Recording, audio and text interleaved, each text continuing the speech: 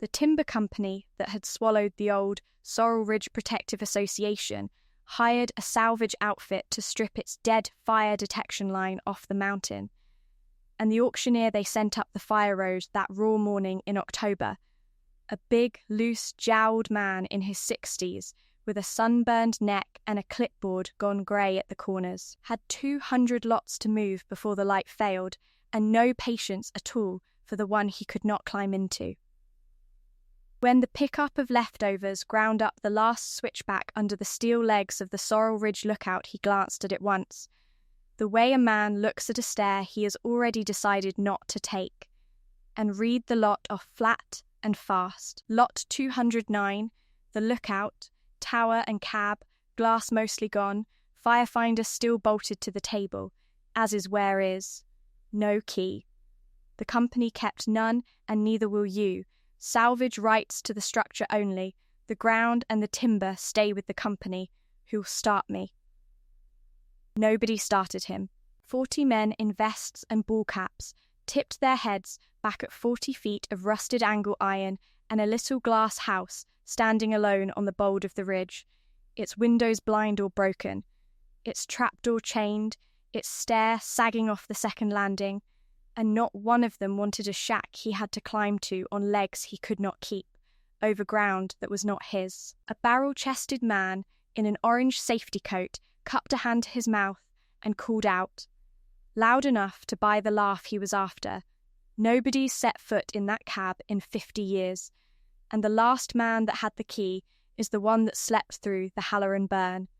And the laugh went around the gravel the way a laugh does when every man is glad it landed on somebody else's name. A young woman at the tail of the crowd, mid-20s, small and wire-strung, a rolled map case under one arm and a lookout sunburn already dark on the back of her neck, said the number before she had finished deciding to say it.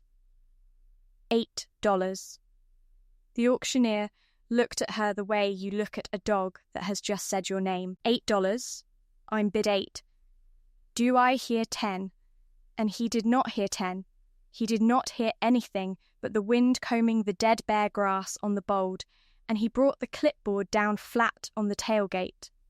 Sold, the young lady, $8, and heaven help you up that stair. If a single man on that ridge had known that inside 9 months, 300 people would climb that same fire road to watch her set the firefinder and read a bearing aloud off the restored cab, while a man of 84 wept into his cap and a whole county learned it had spent 50 years blaming the wrong man for the fire that burned Halloran to the brick, the laugh would have died in the barrel-chested man's throat. Nobody knew. Nobody could know, because the one man who had ever understood the whole of it had scored the truth into his own map table with his own hand and carried the reason for it down into the ground, and the girl who bought it for $8 was the one person left alive he had done every bit of it for. Understand who Della Kern was that October, and who she was not.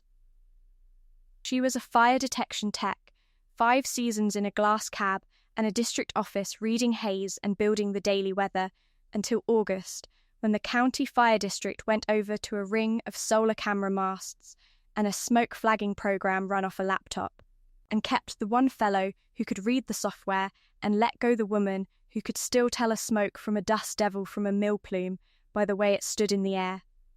She had $600, a room over a friend's garage, and by her own flat reckoning, about a season before those two facts met in the middle.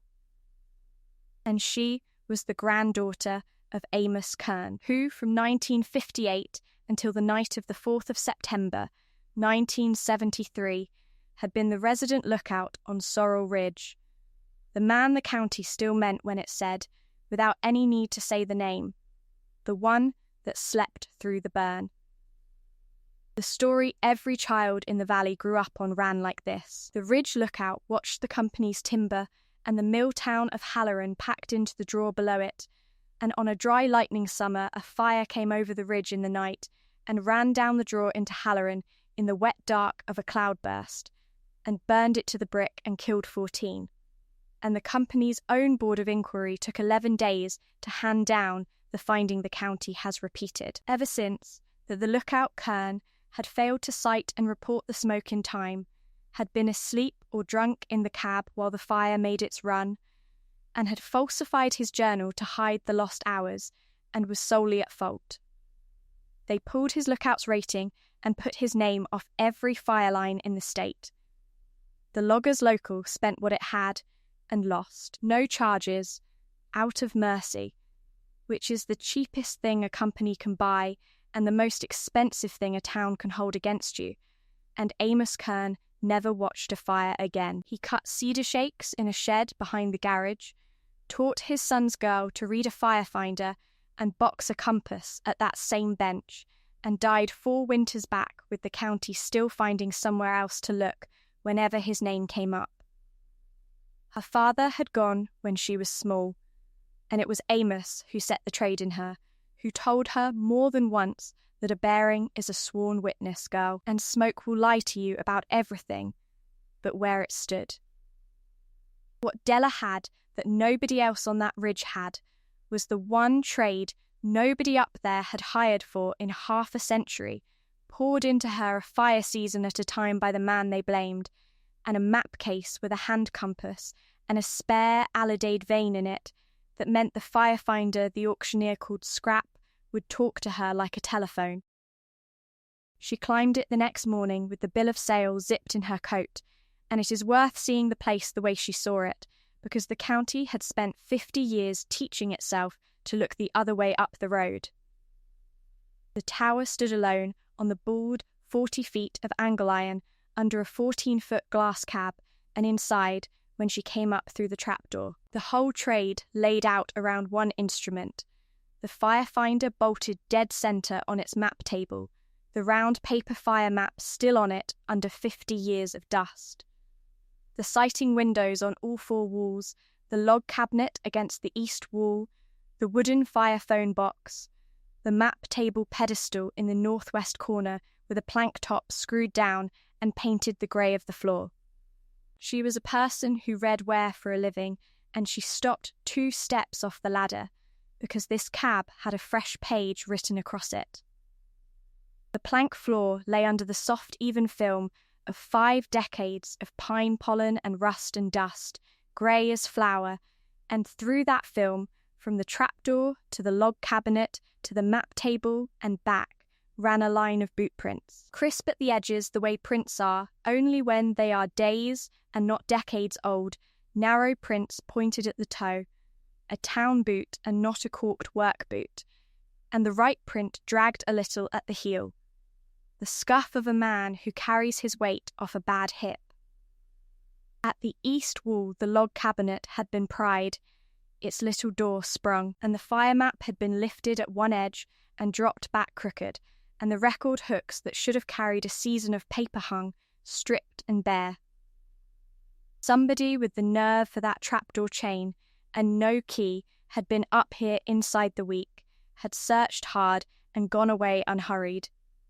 Dust keeps a confession longer than a man does. She did not call the sheriff, because a broke girl named Kern accusing somebody of trespass in the tower that slept through the Halloran burn is a story with one ending.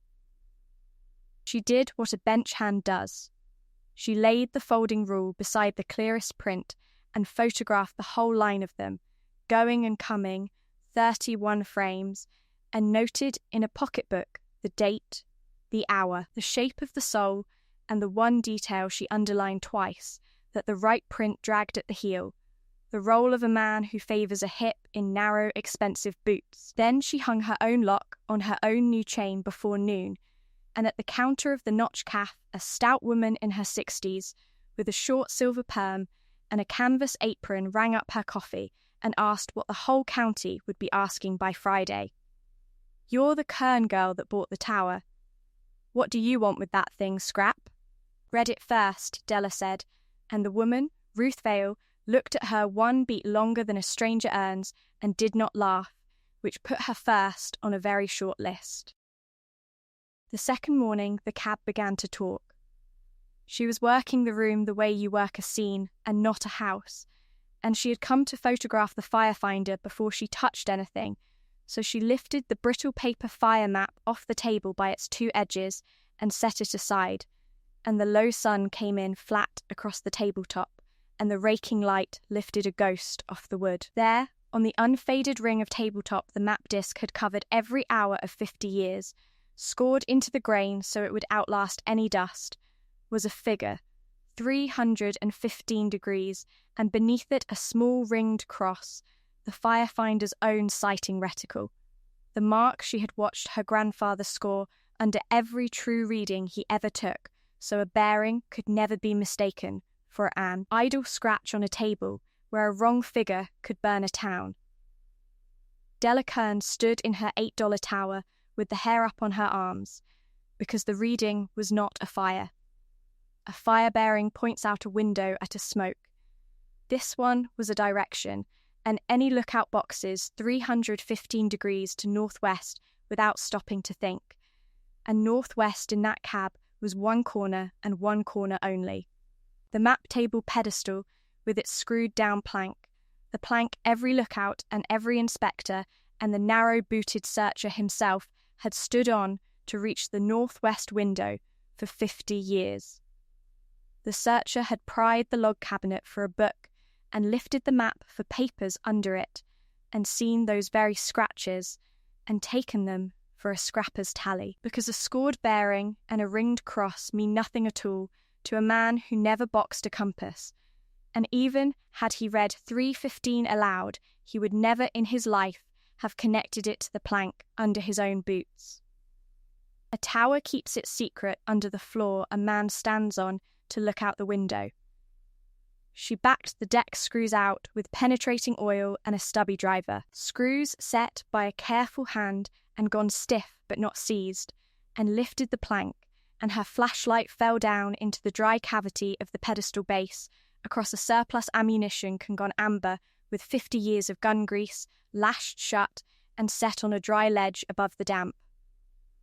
If anybody has ever handed you the piece they laughed at and kept the rest, stay with Della Kern right here. And if you want to know what a screwed-down plank and 50 years of dark had been keeping under the boots of the men who swore that cab was empty, subscribe, because come morning she brings up a can her grandfather sealed on the worst night of his life and opens the log they said he burned. But a tower can only tell you what. To learn why, she had to find the one man still breathing who had drawn a company paycheck on Sorrel Ridge, and Ruth at the caff gave her the name over a second cup. Will Pace, 84, who had swamped brush and carried a drip torch for the company at 15, the very summer of the fire, out on a section road in a grey farmhouse. A gaunt man with a deeply lined face and long knotted hands, and when she said the words firefinder log and the slash on Cutter's bench, he set down his cup the way a man sets down something gone, suddenly heavy, and was quiet for most of a minute. I carried the torch that lit the burn that ran, he said at last. I was 15, and I did what the woods boss told me, and I have been sorry every day of 50 years. He told her what no board of inquiry had, that the summer had come dry and the state had thrown a burning closure over every acre of slash in 3 counties, and the company's woods superintendent, a hard-driving man named August Kessler, had signed a contract to have Cutter's bench cut and cleared before the fall rains, and to clear it fast and cheap Kessler had ordered the slash piles lit against the closure rather than pay to haul them out. And Amos had turned in a written warning that week, Pace said, that the duff was bone dry and the wind was wrong, and that slash would crown and walk if you touched a match to it. Any lookout knows it. And Kessler marked the paper proceed and filed it. So when the burn crowned on the 4th and got up and ran, Amos caught it at first smoke and shot the bearing, and the bearing came straight back over the ridge to Cutter's bench, the company's own slash, and he rang the district fire office 3 times to roll the crew and knock up the town, and the office held him off, because the only crew inside a day's reach was committed to the company's own logging show, and the man who would have to answer for a fire lit against the closure was Kessler himself. The station journal showed every minute of it, every bearing in Amos's hand. So the journal went missing. Kessler's men were up that tower inside 2 days, and it was gone. And Kessler stood up at the inquiry and swore the lookout had slept through the run and doctored his own book to cover it, and the county has believed a doctored book ever since. He worked out his notice with his rating already pulled, because Kessler wanted the firing to look gentle for the insurers, and I know Amos drew a can of gun grease and a bag of deck screws from the yard and said it was for the cab. I made sure I never knew more, so no man could sweat it out of me. But Kessler knew that journal was real because he wrote the word destroyed on his own inquiry exhibit and then spent the rest of his life believing his own paper. And so did his son. And so does his grandson. Will Pace rode out with her the next morning and would not climb, and stood at the foot of the tower with his cap in his hands. She brought the can up out of the pedestal and carried it down, and they opened it together on clean rags she had bought 2 days before without knowing why. And you should hear the inventory plain, because everything that comes after happens, because a careful man wrote it down on a night when nobody would take his word out loud. The station journal, the great ruled book, every hour and every bearing logged in Amos's ringed cross hand, the whole of the 4th of September complete. The sky logged clear, no lightning. The first smoke, sighted at 2:10, bearing 341 degrees, dead on Cutter's Bench. The district rung at 1/4, crew held per office at 1/2, the fire over the ridge by 4, Halloran alight by dark, the journal the inquiry swore he had burned. Under it, the phone flimsies, the tissue copies of his own reports, hooked in sequence. 3 of them, timed and signed, smoke on Cutter's Bench. Bearing 341, roll the crew and warn the town. The warnings the inquiry swore he never sent. Under those, on a company message blank in August Kessler's own block hand, the order, fire the Cutter's Bench / do not wait on the reins, and the initials AK, and pinned to it the state closure notice for that week and Amos's warning slip from the autumn of the cut, Duff bone dry. Wind wrong, do not burn, marked across its face proceed, AK, in the same hand that ordered it lit.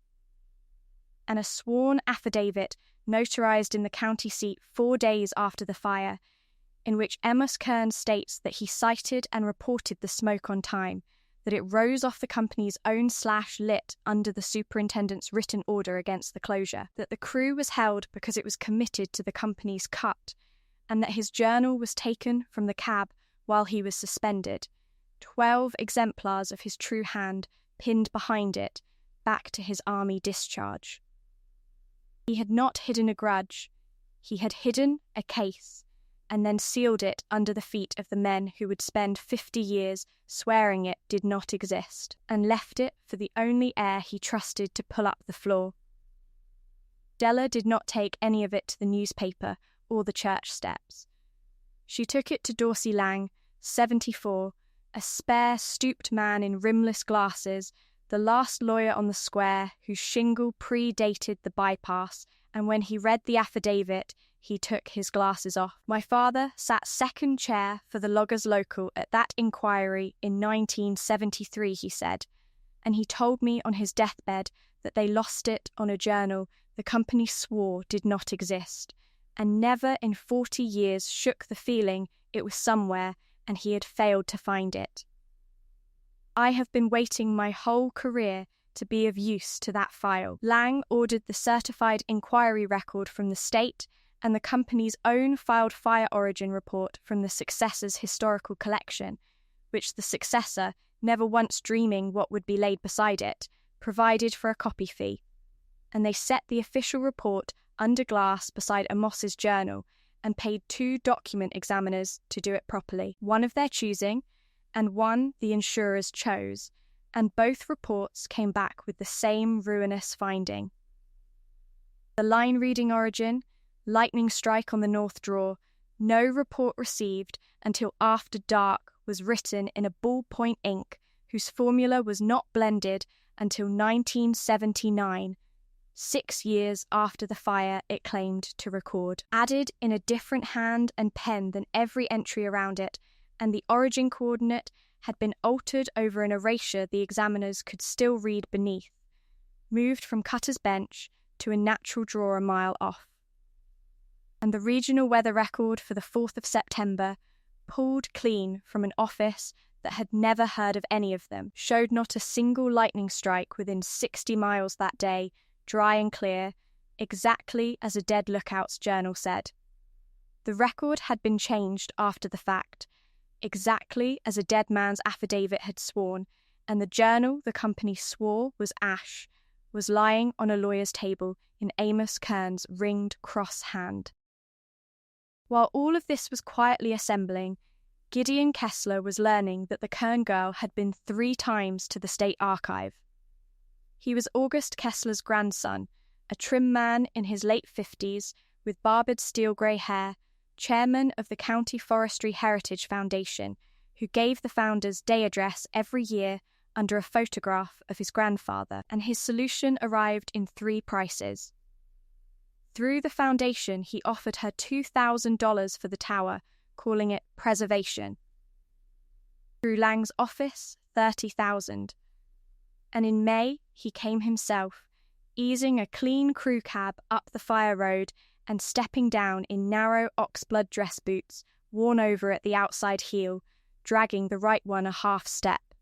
And she did not need to look twice at the boots, and he stood at the foot of her tower and talked first about heritage and then about hazard, that the cab was condemnable, that the foundation held the fire road and every acre of timber around it, and that it would be a shame if a young woman owned a shack she could not legally reach across ground that was not hers.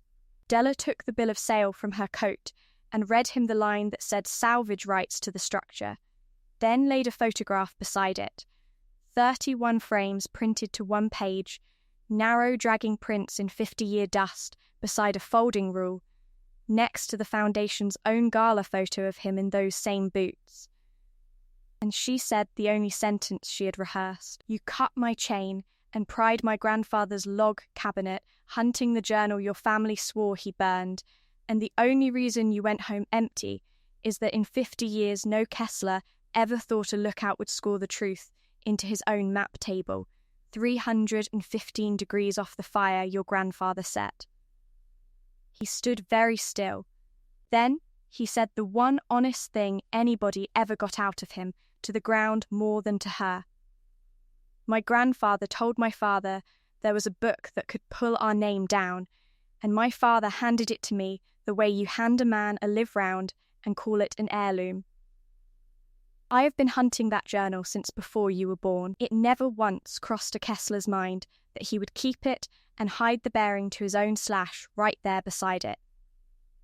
The claim went in through the timber company's successor and its insurers rather than a court, because no company on earth wants a document examiner reading the word forged off its own fire report in front of a jury and 14 families in the gallery. What Amos Kern was owed could not be paid to Amos Kern, so it was paid where he had aimed it.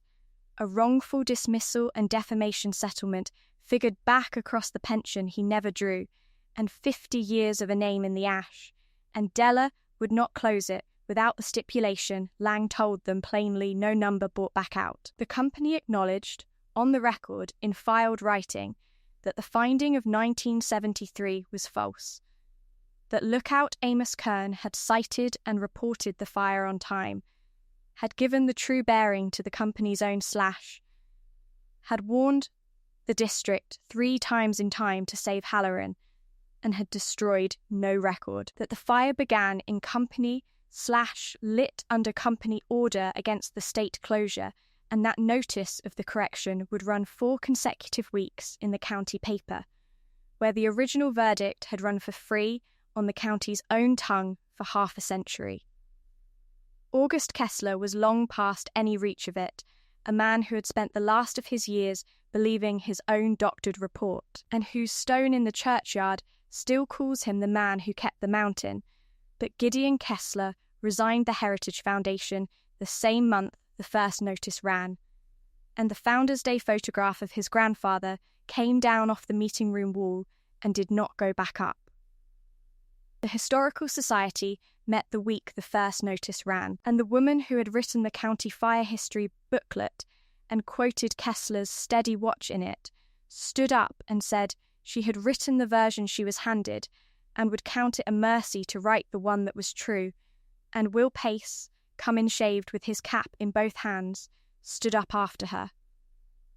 I carried the torch that lit that burn, on a boy's orders from men I believed, and I have kept my mouth shut for 50 years because I was ashamed, and I am 84, and I would like to spend what I have got left being right out loud. The room stood up while he sat down. Here is what the money did not do. It did not go into a truck or a house. It re-roofed the cab, reglazed the 4 sighting windows, trued the stair, and reset the tower footings, and it brought back the one thing the county had taken. Because the story had travelled, the lookout preservation people picked it up, and a restoration crew came to free the firefinder and true the Alidade, the last full-glass cab of its kind still standing on its own ridge, and they asked Della to keep it, and she could. On a bright Saturday in June, 300 people climbed the fire road just as the flash forward promised, and she went up into the cab and set the Alidade to the bearing they had hanged him for never calling, 341 degrees, dead on Cutter's Bench, and she read it aloud to the ridge. The smoke report the county swore had never come, and the old fire watchers who know what they are looking at took their caps off, and it was not for the sun, and Will Pace wept into his cap. A bronze marker went up at the foot of the tower the county had driven past for 50 years, and it does not carry Kessler's steady watch. It carries one line, that this station was kept by Amos Kern, who called the fire true, and whose bearing outlasted the men who moved it. The journal lives under glass in the county museum now, open to the 4th of September, and school groups on county history days get walked up to the tower and shown a bearing scored into a map table behind where the map lay for 50 years.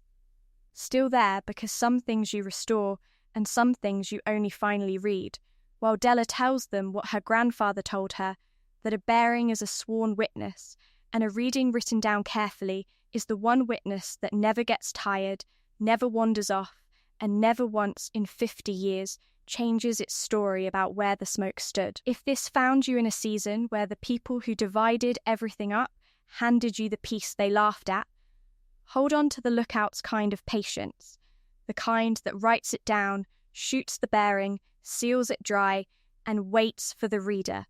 And tell me something down in the comments, because I read them the way she read that ring of unfaded wood, one reticle at a time. In the place you come from, what did everybody swear was ruined or worthless or guilty right up until somebody finally learnt to read it?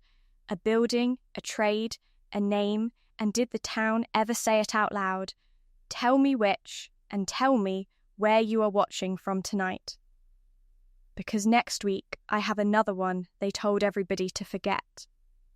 A roofless roundhouse and a turntable frozen in the weeds, a $1 deed to a dead engine yard, and a hostler's turning book that says the switch the railroad hanged a dead brakeman for was spiked open by the yardmaster's own order the week the night local ran into the pit. The evening after the demonstration, Della climbed down last, latched the new trapdoor, and out the west glass the low sun came raking across the map table where the fire map used to lie, and the bearing her grandfather scored there 50 years ago caught it and gave it back, 315 degrees, and the little ringed cross beneath, aimed like a direction at the corner, where the truth had lain under everyone's boots, and she left it exactly where it was, because a man had built her a sentence out of a bearing and a reticle, and waited half a century for someone who could read it to the end.